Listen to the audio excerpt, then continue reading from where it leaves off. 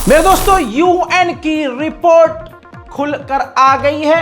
Report official है, सीधी website, ये देखिए यूएन की ऑफिशियल वेबसाइट पर यूएन ने पोस्ट कर दी है सारी रिपोर्ट, जिसके अंदर इजराइल के खिलाफ पूरी जारी कर दी रिपोर्ट और साफ खोल दी है पूरी पोल कि इजराइल ने गाजा के अंदर नरसंहार किए हैं, वॉर क्राइम किए हैं जानबूझकर। जी हाँ, इन्वेस्टिगेटर्स ने कहा है, यूएन के इन्वेस्टिगेटर्स ने कहा है कि इजराइल ने जानबूझकर अस्पतालों को निशाना बनाया और हेल्थ केयर सिस्टम को जानबूझकर निशाना बनाकर पूरी तरह से तबाह और बर्बाद कर दिया।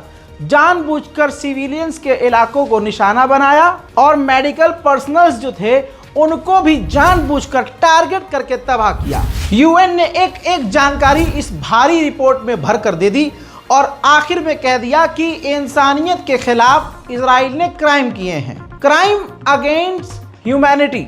जी हाँ, इजराइल के ऊपर ठप्पा लग गया है वॉर क्राइम का और साफ तौर से कहा कि जहां ज्यादा भीड़ है आबादी वाले इलाके में, इजराइल ने वहां हमला किया। जैसे आप जानते हैं, कैंप में भी हमला किया, सिविलियंस के इलाकों को निशाना बनाया, जिस जगह लोगों ने पनाह ली हुई है इजराइल ने वहीं पर हमला किया। और तो और इस तरह से हमला किया जैसे बच्चे हैं तो बच्चों के सर में गोली मार दी, बचने का कोई चांस नहीं। जो घायल हैं जब वो अस्पताल लेकर जा रहे हैं उनको, तो अस्पताल में इलाज नहीं, क्योंकि अस्पताल ही बम से उड़ा दिया। इतना ही नहीं, यूएन की रिपोर्ट के अंदर हमास को आतंकवादी बताया गया और हमास को भी वॉर क्राइम का अपराधी बता दिया।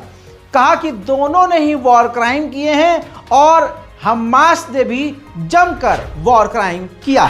वहीं यूएन की इस रिपोर्ट में यह भी लिखा हुआ है कि फिलिस्तीनी जो इजराइल की जेल में हैं और जो हमास की कैद में यहूदी हैं, दोनों ने अपने अपने कैदियों के साथ सेक्सुअल वायलेंस किया है और उनको प्रताड़ित किया है, टॉर्चर किया है। मेरे दोस्तों, इस रिपोर्ट में हिंद रजब वो बच्ची हाईलाइट है जो बच्ची 6 साल की थी और मलबे में दबी हुई थी और पूरा परिवार मारा गया था और वो एम्बुलेंस वालों से मदद मांग रही थी कॉल पर। वहाँ जो हेल्पलाइन नंबर जारी किए गए थे, जैसे आपके यहाँ 101 या 199 है, वैसे उसने बेचारी ने नंबर मिलाया और मलबे के नीचे दबी हुई थी और मदद मांग रही थी। उस मदद मांगने के दौरान ही इजराइल ने फिर से हमला किया और जिसमें वो बच्ची मारी गई और मदद नहीं मिल पाई। जो इनको बचाने के लिए आए थे 2 पैरामेडिकल, वो भी बंदे मारे गए और इसका पूरा परिवार, बच्ची का पूरा परिवार मारा गया। इस रिपोर्ट में खुलासा है क्लियर, इस बच्ची का नाम है हिंद रजब। पूरी रिपोर्ट में ये बच्ची हाईलाइट है। और सिर्फ यही नहीं, इस रिपोर्ट में यह भी कहा गया कि इजराइल जानबूझकर रास्ता रोक रहा है और न मदद आने दे रहा है, न लोगों को इलाज मिलने दे रहा है। वहीं गाजा के अंदर ताज़ा तरीन जो इजराइल ने हमला किया वो इस तरह और इस वक्त किया कि स्कूल के अंदर लोगों ने पनाह ली हुई थी और खाना बंटने के वक्त लोग हजारों की तादाद में लाइन में लगे हुए थे, भीड़ इकट्ठा थी। वहीं पर इजराइल ने लगातार कई बार बम मार दिए, जिसमें एक साथ 26 फिलिस्तीनियों की, गाजियंस की मौत हो गई और कम से कम 50 से ज़्यादा ऐसे लोग घायल हैं जिनको इलाज ना मिलने की वजह से मौत का सामना करना पड़ रहा है। उधर मेरे दोस्तों, मेरे साथ इस तस्वीर को भी देखिए। अल रिमाल अस्पताल है गाजा के अंदर, इजराइल ने उस भरे हुए अस्पताल को ही बम मारकर उड़ा दिया। इसी तरह से इजराइल के सैनिकों को देखिए, गाजा के घरों को आग लगाकर जूइश हॉलिडे मना रहे हैं। उधर मेरे दोस्तों, कमाल अदवान हॉस्पिटल को घेरा हुआ है और अस्पताल के आसपास खतरनाक फायरिंग चल रही है।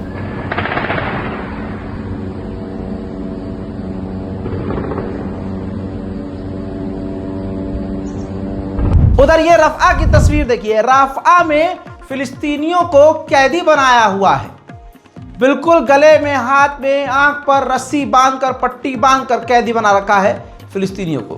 हजरात, इजराइल फिलिस्तीनी जर्नलिस्ट पत्रकारों को निशाना क्यों बना रहा है, इसका भी खुलासा हो गया है।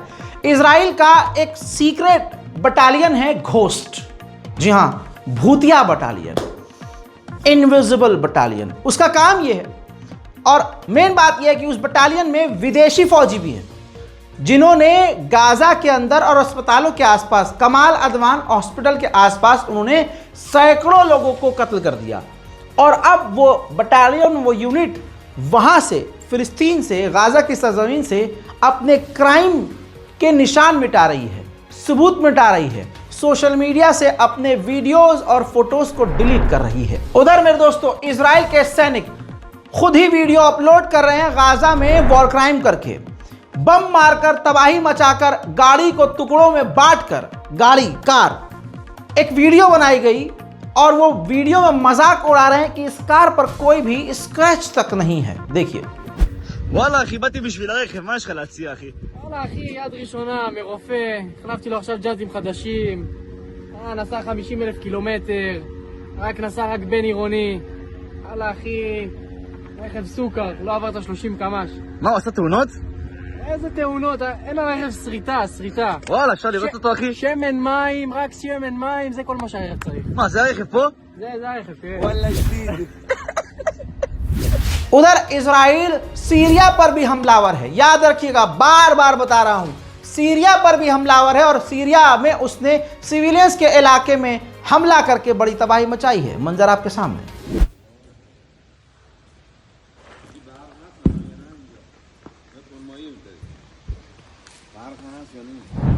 उधर सन 1959 से 1959 से अमेरिका इजराइल को 251.2 बिलियन डॉलर के हथियार दे चुका है।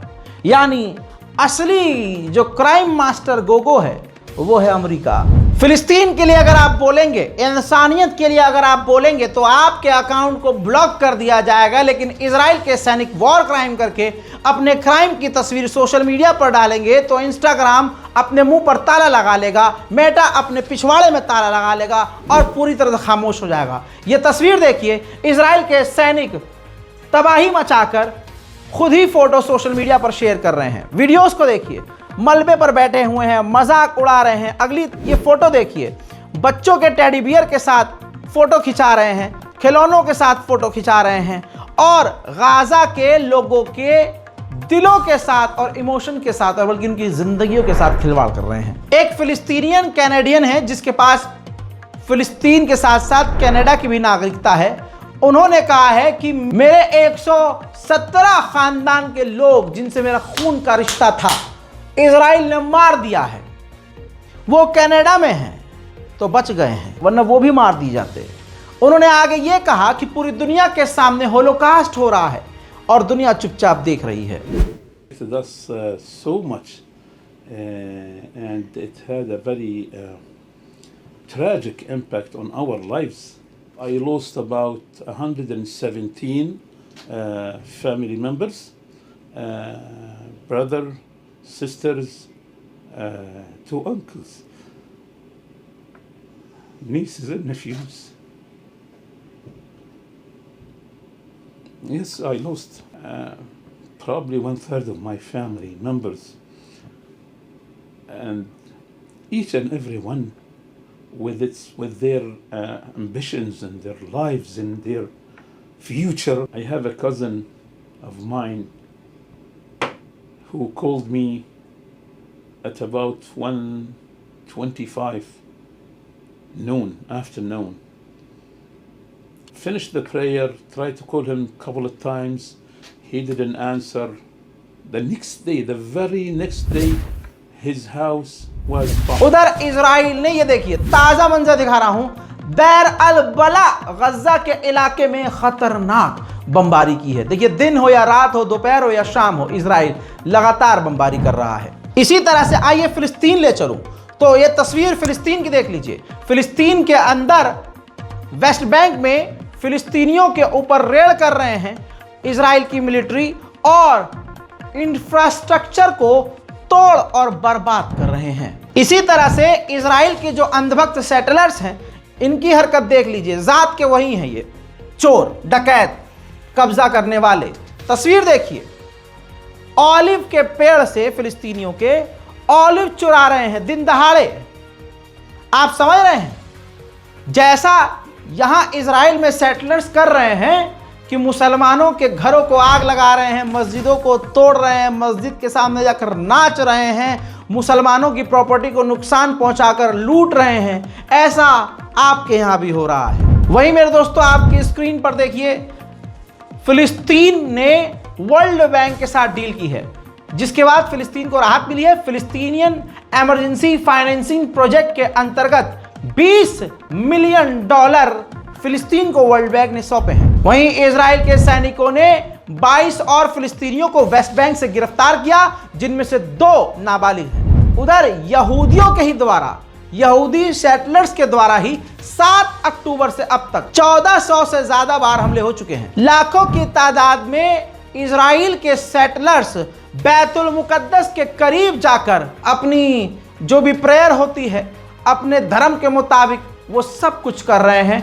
और मुसलमान बैतुल मुकद्दस में भी नहीं जा पा रहा है।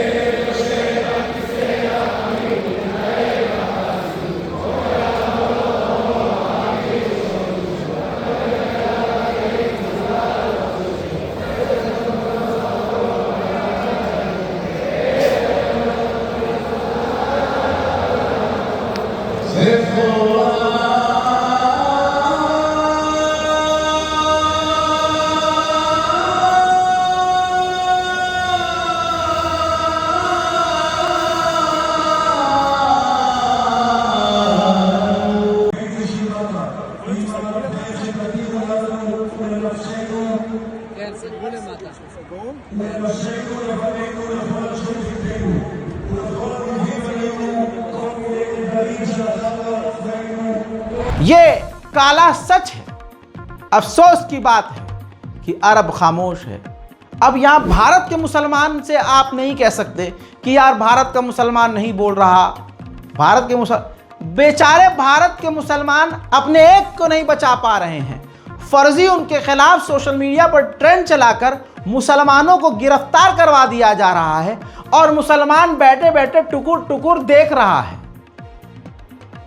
भारत के मुसलमानों की क्या ही बात करनी। और आड़ भक्त इजराइल को सपोर्ट करने के लिए उस तरह से ही गिरे हैं जैसे भारत मुसलमानों के खिलाफ ये जहर उगलते हुए गिरते हैं। अब इस व्यक्ति को देखिए, इसके अकाउंट को आप देखेंगे तो आपको लगेगा कि अरे यार ये तो इजराइल है, इजराइल का बंदा है।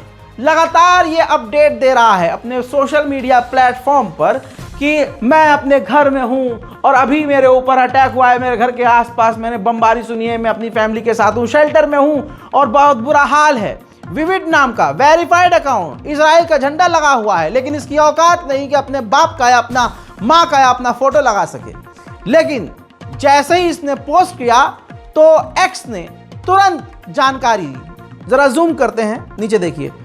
एक्स ने इसी को झूठा साबित करते हुए कह दिया कि ये जो यूजर अकाउंट है विविड नाम का, ये इजराइल का रहने वाला नहीं है और ना ये यूरोप का है, ये महबुल्लापुर लखनऊ उत्तर प्रदेश का रहने वाला है और इंडिया इजराइल नहीं है। इतने खतरनाक लेवल का जूता इसने मारा एक्स ने इसके मुंह पर। तो यानी खुलासा क्या हुआ कि भारत के आड़ भक्त चंद रुपयों के लिए इजरायली बनकर सोशल मीडिया पर प्रोपेगेंडा इजराइल का आगे बढ़ा रहे हैं। इनसे आप क्या ही उम्मीद करोगे? क्या कहना है, कुछ कह ही नहीं सकते। जो नंगा है उससे आप क्या ही कहेंगे। अब आपकी स्क्रीन पर एक और रिपोर्ट ब्रेकिंग न्यूज के तौर पर, यूएन की पीस कीपिंग फोर्स पर इजराइल ने बमबारी की और गोलीबारी की उनके आसपास, जिसमें 2 मैंने आपको बताया था इंटरनेशनल पीस कीपिंग फोर्स के जवान घायल हैं, जिसमें से दोनों ही सैनिक इंडोनेशिया के थे, जिस पर इंडोनेशिया बुरी तरह से इजराइल पर भड़क गया है। इजराइल के साथ इंडोनेशिया का कोई डिप्लोमेटिक टाइज नहीं है और इजराइल को मान्यता इंडोनेशिया नहीं देता है। बुरी तरह से इंडोनेशिया इस वक्त इजराइल पर भड़का हुआ है। फिलहाल की इस रिपोर्ट में इतना ही। रिपोर्ट को शेयर कीजिए, दुआओं में याद रखिए, चैनल को सब्सक्राइब कीजिए और अपने तमाम खानदान वालों तक, अपने तमाम घर वालों तक हमारी इस वीडियो को, रिपोर्ट को पहुंचाइए, ताकि उम्मत मुस्लिमा को पता हो कि मिडिल ईस्ट में क्या हो रहा है। आपके साथ जो हो रहा है वो तो हो ही रहा है, लेकिन यह भी जानना ज़रूरी है कि पूरी दुनिया के मुसलमानों का हाल क्या है। जय हिंद।